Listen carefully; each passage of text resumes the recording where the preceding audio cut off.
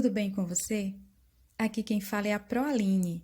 Gostaria de fazer uma saudação muito especial e calorosa a todos os professores e professoras que atuam na educação infantil do nosso município.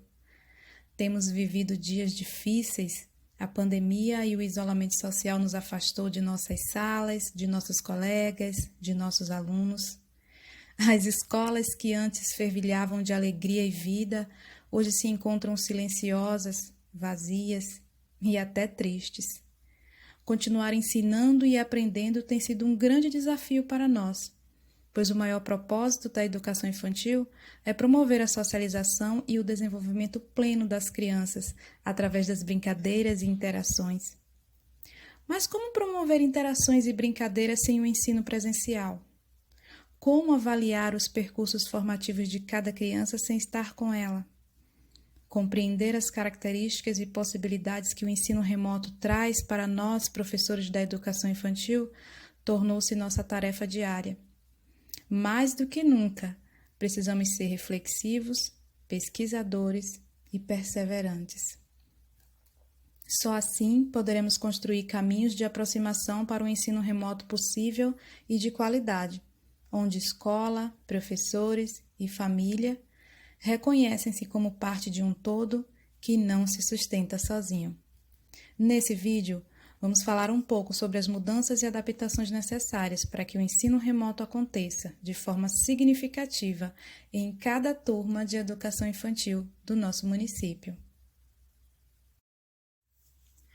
O ensino remoto trouxe muitas mudanças para nós. A forma de planejar, de interagir e de avaliar precisou de adaptações.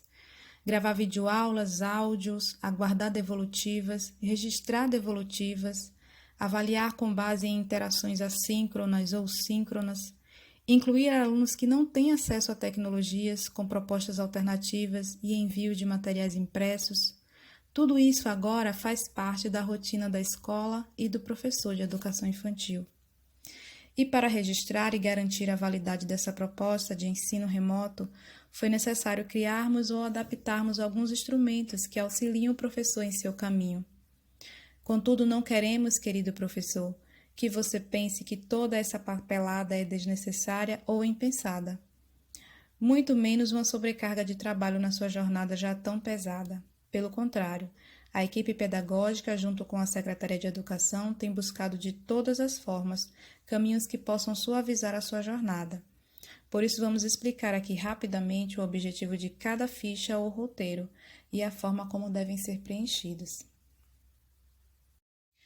A primeira delas é a ficha didática para aulas remotas. Nessa ficha, você encontrará os objetivos de aprendizagens e conteúdos essenciais divididos por campo de experiências que devem ser priorizados nesse ano de 2021. Levando em consideração o tempo prolongado que nossos alunos passaram longe da escola, foi necessário selecionar as aprendizagens indispensáveis para que nossas crianças continuem avançando. Desse modo, também unificamos as aprendizagens propostas nas turmas de educação infantil em todo o município, como orienta a BNCC, e auxiliamos também o professor na construção do seu plano roteiro de aula, uma vez que os objetivos e conteúdos já estão organizados por semestre nessa ficha, e o professor pode utilizar como suporte na construção do seu plano diário de aula. O roteiro de aulas remotas é apenas uma sugestão para que o professor possa adaptar o seu plano de aula. Nesse roteiro, o professor irá preencher as informações específicas dele, da escola e da turma. Logo em seguida, o período a que se refere, a semana a que se refere aquele plano. E logo em seguida, as aprendizagens essenciais, divididas em objetivos de aprendizagem, que ele vai retirar da ficha didática que já recebeu, e os conteúdos também, que já estão disponibilizados na ficha didática. Então, o professor vai preencher ali as aprendizagens essenciais, que são os objetivos e os conteúdos. E diariamente ele vai colocar o campo de experiência que ele vai trabalhar e o desenvolvimento, que é descrever brevemente a forma de interação, como ele vai interagir com esse aluno, como vai ser essa proposta do dia, da aula do dia. No campo depois da aula, o professor deve citar, deve descrever se houve alguma proposta para casa, realização de atividade na folha, realização de atividade manual, realização de contação de história, realização de brincadeira. Então, o que foi proposto para casa vai ser colocado, vai ser descrito nesse campo depois da aula, que é o que o aluno vai fazer em casa após a primeira interação da aula. E no campo materiais também o professor pode descrever os materiais que ele usou e também os materiais que o aluno irá usar para desenvolver aquela aula. Então, todos os dias da semana ele vai fazer esse pequeno roteiro, que é uma adaptação para o seu plano semanal. Após a realização do plano quinzenal, o professor vai produzir, baseado nesse plano, um bloco de atividades que serão desenvolvidas nesse período de 15 dias. Juntamente com o bloco de atividades, nós temos orientado que o professor também envie um pequeno roteiro semanal de orientações breves, claras e objetivas para que o pai possa ter um suporte em casa ao desenvolver a atividade com seus filhos. O roteiro semanal é um instrumento que inclui as famílias que não têm acesso às tecnologias. Muitos pais não têm acesso às tecnologias e não participam dos grupos de WhatsApp.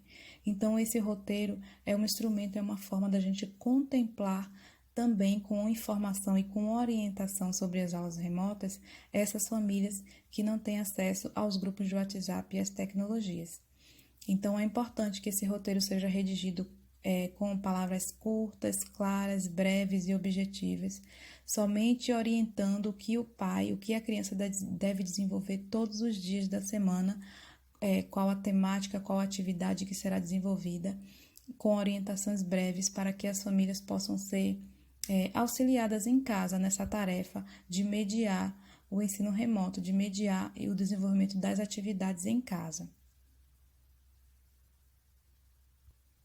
Talvez você pense que esse roteiro é um papel a mais ou um trabalho a mais, mas eu gostaria de enfatizar que esse roteiro vai ser feito com base no seu planejamento. Então, se você fez o planejamento, você só vai retirar do seu planejamento semanal as orientações de cada dia, o que você vai desenvolver em cada dia, e colocar com palavras breves e claras dentro do roteiro. Então, não é um trabalho a mais, você só vai adaptar o seu plano, tirar as informações do seu plano e colocar no roteiro, para que o pai também em casa, principalmente os que não têm acesso aos grupos de WhatsApp, possa ter uma orientação breve e clara do que fazer e o que desenvolver em casa com seu filho. Ficha de monitoramento.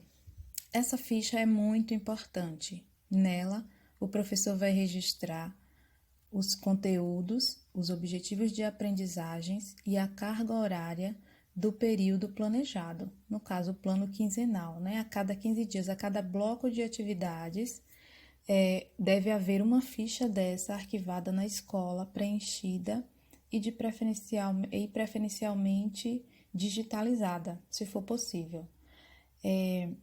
No modelo que nós estamos vendo, nós temos o preenchimento lá dos campos de experiência, dos direitos de aprendizagem, dos materiais usados pelo professor e pelo aluno nesses 15 dias, nesses dias letivos. Depois foi listado os objetivos de aprendizagens utilizados, seguidos nesse período também, os conteúdos trabalhados nesse período e registrado a carga horária. Nesse modelo que nós estamos vendo, foram 11 dias letivos o período. Então, multiplicado por 4 horas diárias, dá 44 horas. Dessa forma, deve ser calculada a quantidade de dias letivos que durou o período vezes 4 e registrar a quantidade de horas aí nesse campo. No modelo está assim explicadinho para facilitar o entendimento, mas nesse lugar da carga horária você vai colocar somente o total da carga horária dada durante o período planejado. Mais embaixo também o professor vai indicar as estratégias utilizadas para interações. Então, se usou mensagem de texto, videoaula, videochamada, WhatsApp ou redes sociais como Facebook, Instagram, YouTube. Então, o professor vai indicar quais foram, as estratégias usadas para interação nesse ensino remoto. E embaixo ele vai assinar. Então, a cada bloco de atividade é importante que haja também o registro dessa ficha de monitoramento na escola, que será apenas alimentada pelo planejamento do professor. Então, não pensem que é mais uma ficha que vocês vão criar dados para colocar. Não é apenas um registro da carga horária que vai ser alimentada com o plano que vocês já fizeram, né? Então, o seu planejamento quinzenal, você vai somente retirar os objetivos, os conteúdos e calcular a carga horária e registrar nessa ficha e deixar na escola arquivado. Então, é mais uma tabulação de dados, né? Você não vai criar mais um documento, mais uma ficha, você só vai alimentar com o seu plano, que deve ser mantido atualizado também. Agora vamos ver alguns instrumentos que podem nos auxiliar a registrar o processo avaliativo dos alunos no ensino remoto. Ficha de acompanhamento. Essa ficha de acompanhamento é uma sugestão para que o professor possa registrar a frequência do aluno, o desempenho dele na realização das atividades virtuais e impressas, o acompanhamento dos familiares e a devolutiva dessas atividades. Então, nessa ficha, o professor vai registrar como cada aluno da sua turma se desenvolveu durante aquele período, durante aquele mês. Então, nesse modelo que nós estamos vendo, temos aí o nome da escola, a turma, o período a que se refere essa ficha de acompanhamento, no caso de 1º de abril a 30 de abril, então refere-se ao mês de abril, e a lista com todos os nomes dos alunos dessa turma. Então, aí nessa lista, nessa ficha, o professor vai acompanhando durante aquele período, durante aquele mês, como foi o desempenho desse aluno, como foi o acompanhamento da família, se ele realizou as atividades virtuais e impressas, se ele realizou a devolutiva na data estabelecida pela escola e alguma observação que o professor queira acrescentar. E embaixo o professor também tem a assinatura, né? O local de assinar. Então, nessa ficha, o professor tem visibilidade mês a mês de como está o desenvolvimento dos alunos da sua turma. É uma forma de registrar e de acompanhar o desenvolvimento das aulas remotas. Atividade diagnóstica. A atividade diagnóstica são questões elaboradas e pensadas para que o professor tenha visibilidade de como o aluno está se desenvolvendo, as habilidades que ele já alcançou e as que precisam ser desenvolvidas ainda. Então, através da atividade diagnóstica elaborada pelo professor, é possível, né, verificar como esse aluno vem se desenvolvendo, quais são as dificuldades que ele tem tido e, a partir daí, criar estratégias para vencer essas dificuldades, né? Que contemplem essas dificuldades e que ajudem esse aluno a ultrapassar essas dificuldades. Inicialmente, nós enviamos para as escolas a sugestão de uma atividade diagnóstica inicial. Algumas escolas têm já se mobilizado para realizar essa atividade diagnóstica. Também enviamos o quadro de tabulação, que é específica dessa atividade diagnóstica sugerida, já com as habilidades trabalhadas em cada questão. Nesse quadro, o professor vai registrar o nome do aluno e se ele, de acordo com a legenda, se ele desenvolveu ou não aquela habilidade em cada questão. Orientamos também que os professores pudessem orientar os pais sobre a realização dessa atividade diagnóstica, uma vez que ela foi enviada para casa. E muitas coisas podem acontecer nesse percurso, né? Outra criança fazer a atividade, ou o pai ou a mãe, por falta de orientação, ajudar a criança a fazer. Então, muitas coisas podem acontecer nesse percurso por conta do ensino remoto e da atividade estar sendo feita em casa. Então, temos sempre reforçado a ideia de que antes de enviar a atividade diagnóstica é necessário que haja uma aproximação com as famílias, um diálogo, uma conversa e uma orientação muito, muito clara de qual o propósito da atividade e a importância de que ela seja feita de maneira mais honesta possível, para que o professor também tenha uma visão mais clara de como esse aluno está, quais são as dificuldades e onde ele precisa trabalhar mais essas dificuldades. Então, planejamos realizar essa atividade diagnóstica inicial uma outra atividade diagnóstica no final do primeiro semestre e uma outra atividade diagnóstica no final do segundo semestre. E assim vamos ter 3 atividades diagnósticas para que possamos verificar, para que possamos ter uma noção e um acompanhamento de como os alunos estão se desenvolvendo dentro das aulas remotas. Relatório individual do aluno. Esse relatório individual do aluno é um instrumento que vai sintetizar o desenvolvimento do aluno durante o ano. Ele virá nesse ano de 2021 substituir aquele antigo boletim que nós da educação infantil utilizávamos para registrar os conceitos por unidade e acompanhar o desenvolvimento do aluno da educação infantil. Com base nas características do ensino remoto e das peculiaridades dessa avaliação baseada em devolutivas de blocos de atividade e de interações em grupos de WhatsApp, nós reformulamos esse relatório individual do aluno para que o professor tenha um campo específico para descrever de forma mais sucinta e clara como foi o acompanhamento e o desenvolvimento desse aluno durante o período do primeiro semestre e do segundo semestre.